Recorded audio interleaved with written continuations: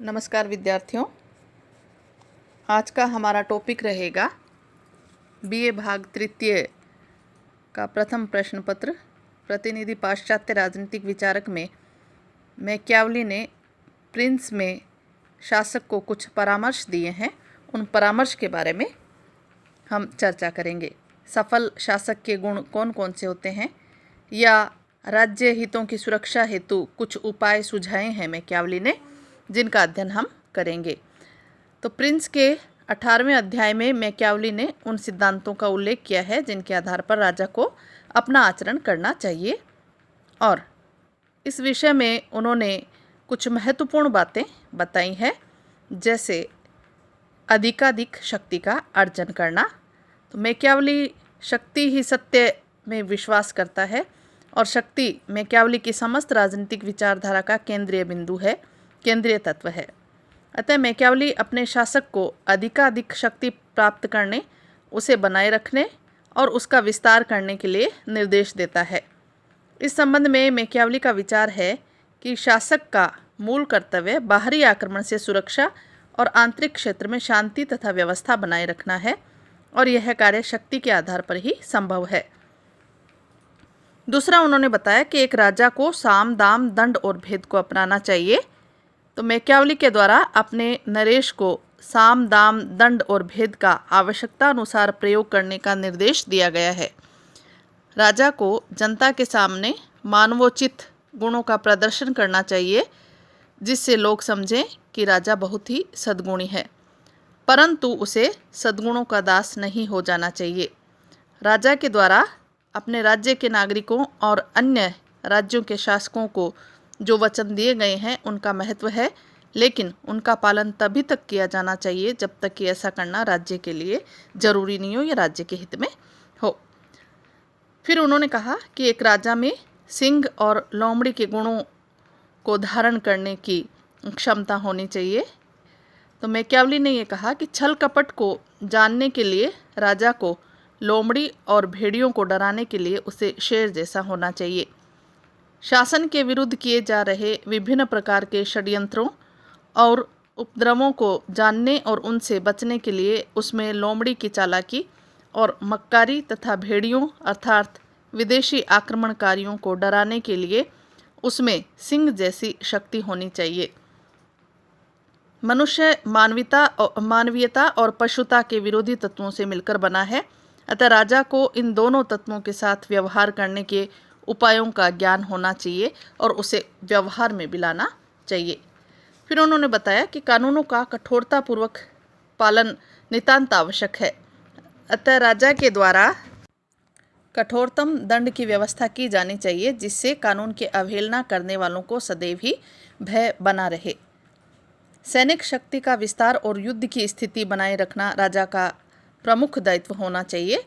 Machiavelli की मान्यता है कि सैनिक शक्ति का विस्तार किया जाना चाहिए और युद्ध की स्थिति को बनाए रखा जाना चाहिए।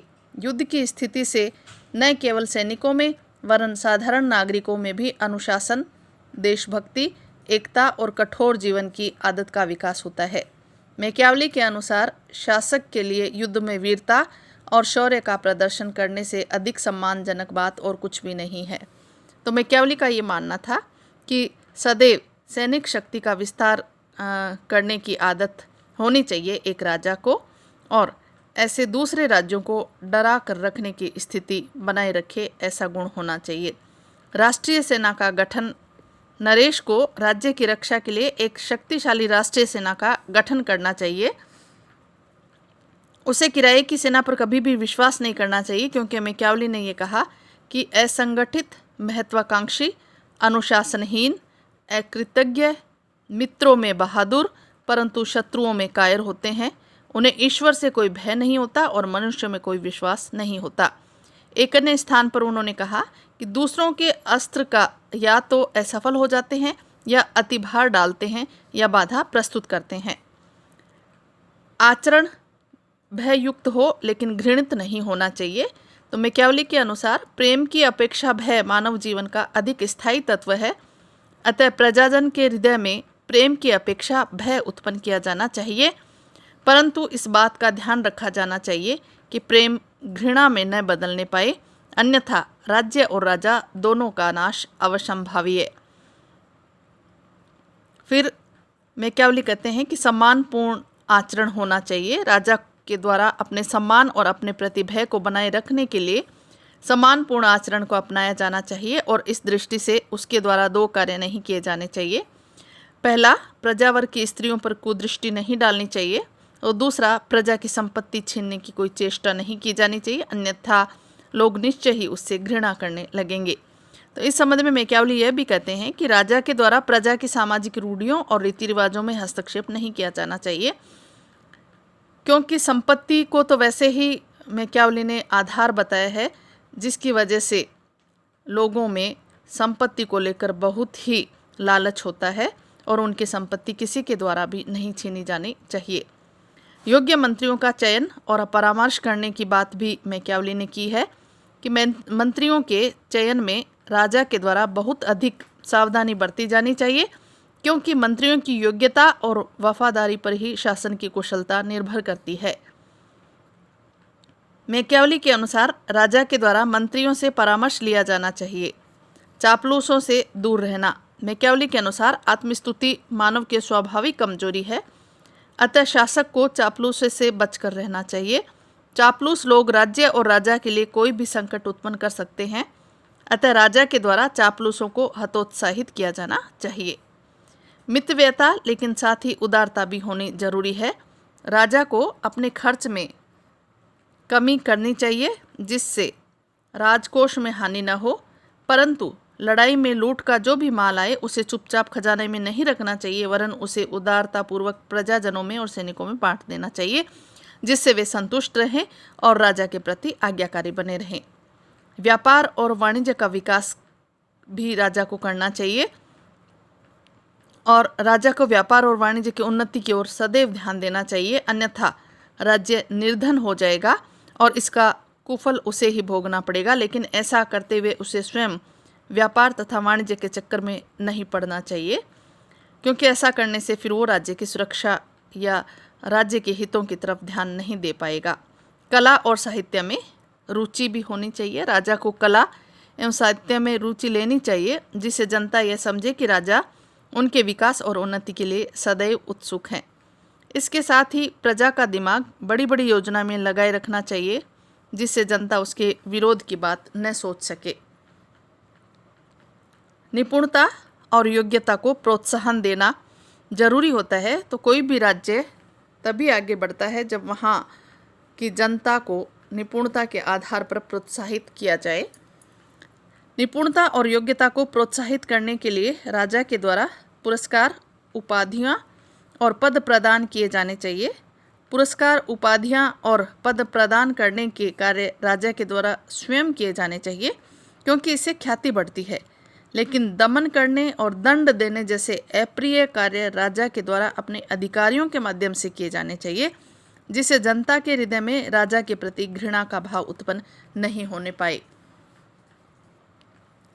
फिर मैकियावेली ये कहते हैं कि अंतर्राष्ट्रीय क्षेत्र में शक्ति संतुलन बनाए रखना चाहिए एक राजा को, जिससे कोई भी पड़ोसी राज्य इतना शक्तिशाली नहीं हो पाए जिससे कि सामने या जिसके सामने उसे नतमस्तक होना पड़े।